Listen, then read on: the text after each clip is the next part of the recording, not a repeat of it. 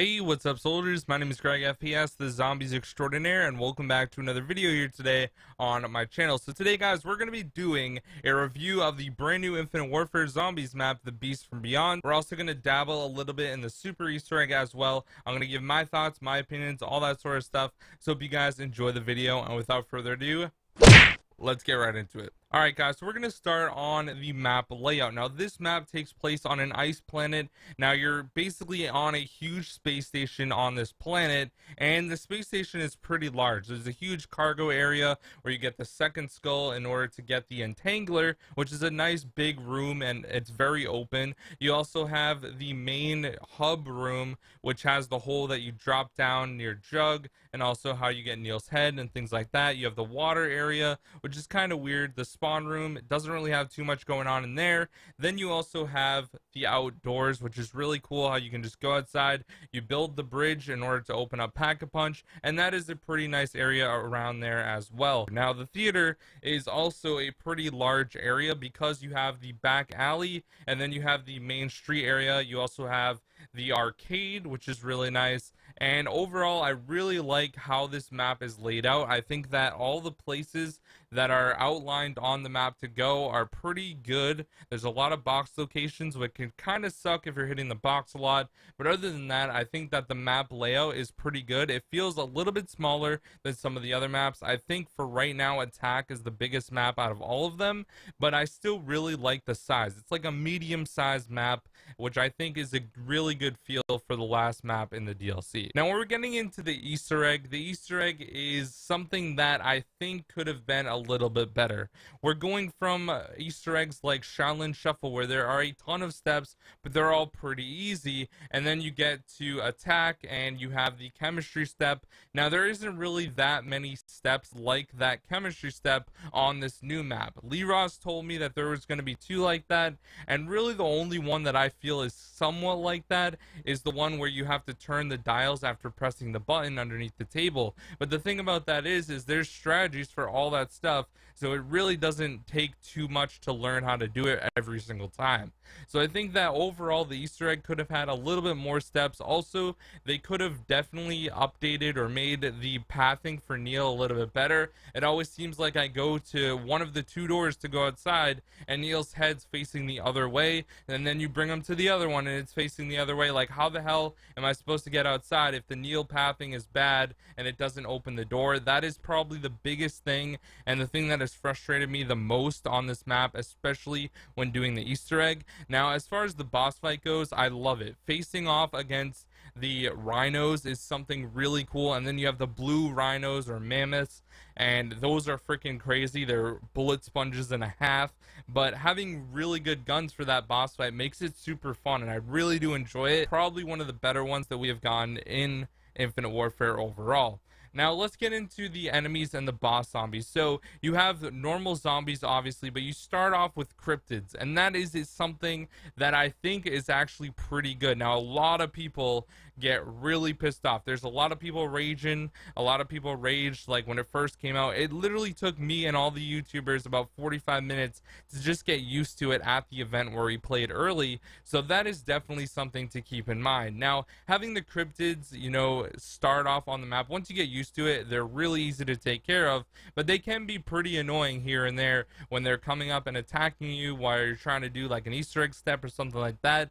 So that is something that is pretty annoying. If you guys didn't know, every single time you grab like a Pack-a-Punch piece, 3 of them spawn, so make sure you don't kill the one that are on the map if you're, you know, grabbing them on like round 1 and stuff like that.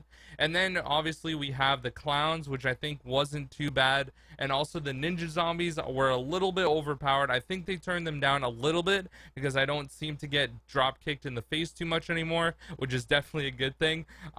Those are pretty good. And then we have the phantoms, which are the teleporting cryptids, the blue ones. Those are a little bit annoying, but I feel like they turned down the health a little bit more on those. And then we have the rhinos obviously in the boss fight, which I think are perfectly good, and they're not too bad. The ones that are red are pretty easy to kill if you have a decent gun, and then the blue ones are just complete bullet sponges. But I think that since there's only 2 of those and you have like a few cryptids spawning during that part, it really isn't too bad. I think the fire though is a little bit too strong strong.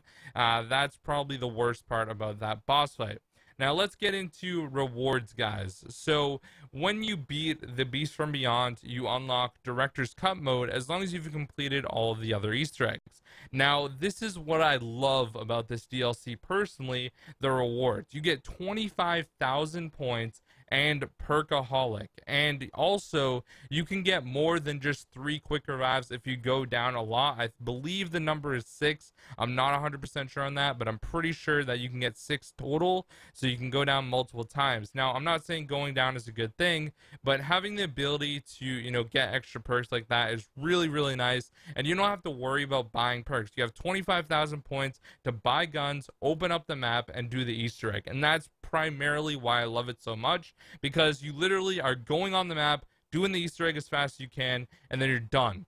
And it's not, you know, one of those things where you have to, oh, I need to go buy Jug. If I don't have Jug, I'm gonna die. I need to go buy Bomb Stoppers so I can use my Kendalls double packed and all that stuff. So it's really nice to just have one of those things where you can just jump in and be ready to go, which is why I love zombies. I don't have time to set up for an hour and get the pistols. I can just get them from the box, the zappers on Spaceland. Like, that stuff is really, really nice, and having those weapons in the box already is really nice. You can get the bows on Rave just from hitting the magic wheel. It's really nice, and I love that part because it makes all the tedious stuff obsolete, and now you can just jump right in and get it. You don't have to worry about getting kills within Arcane Core. You don't even need tickets on Spaceland, so that makes it awesome. And then last but not least, once you beat all of those Easter eggs with Director's Cut mode, you have the ability to do the super Easter egg boss fight, which I think is the coolest thing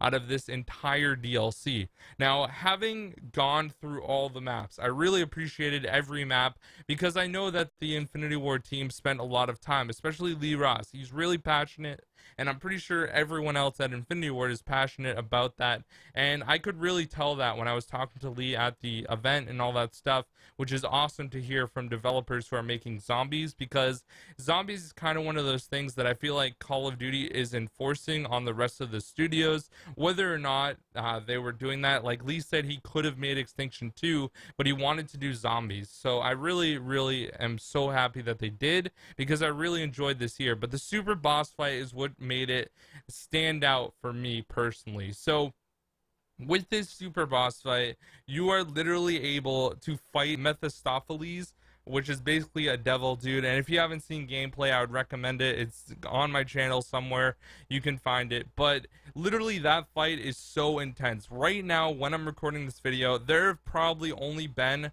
about 30 to 40 people that have actually beaten the fight, and I've beaten it 3 times, and all with different people every time, which is really nice. Like, it's so fun to jump into something that is difficult. We don't see that enough in zombies. In Black Ops 3, pretty much if you're a decent player, you can beat all the Easter eggs no problem, or you can get carried and beat the Easter eggs as well.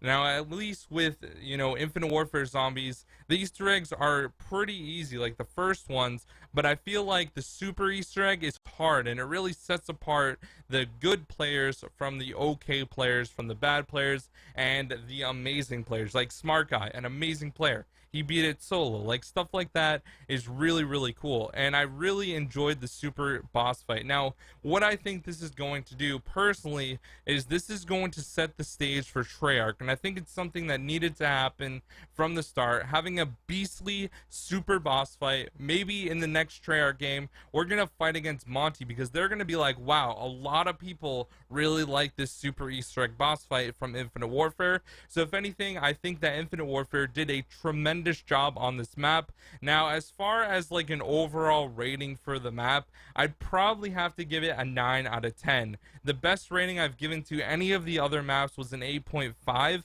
so this is definitely a huge improvement overall. But I think that overall, Infinity Ward got better, started off really strong with Spaceland, which is probably just as good as the Beast from Beyond, in my opinion. And then the rest of the maps were okay. Like, I think Rave was like an 8. I think Shaolin was like an 8.5. Attack was like an 8.5 as well, and then right now we have the Beast from Beyond with a 9. So they definitely ended the game strong. I would have liked them to stay strong through the entire thing. I think that they really needed to develop the characters more. We got storyline on the maps, but everyone seems to think that didn't really play the map or play the game for that matter really like the characters. I didn't like how the characters switched different characters because they never really had development, and having strong development with characters is something very important because I don't really feel connected to Dexter or Sally or Andre. Like, I don't feel connected to them at all. I think that we needed to have the same characters just going through the things, and that's why Treyarch does it so well, is because the characters are the same, but you're also improving their story, you know, their background. And I think we needed a little bit more background information from the start rather than getting it on Shaolin 2 DLCs in. It doesn't really make sense. So anyways guys, that is my full review of the Beast from Beyond. Like I said, I give this map a 9 out of 10. I want to know your thoughts, guys. Do you like this map? Let me know down in the comment section below. Thank you so much for watching, and I wanted to let you guys know that starting tomorrow all the way till World War II is released on November 3rd, I'm going to be doing top 5s and top 10s in Infinite Warfare and in Treyarch Zombies. I have a huge list, but if you guys have any suggestions, you can comment them down below in the comment section. Thank you guys so much for watching. My name is GregFPS, the Zombies Extraordinaire, and I'll see you in the next video, guys. Peace out.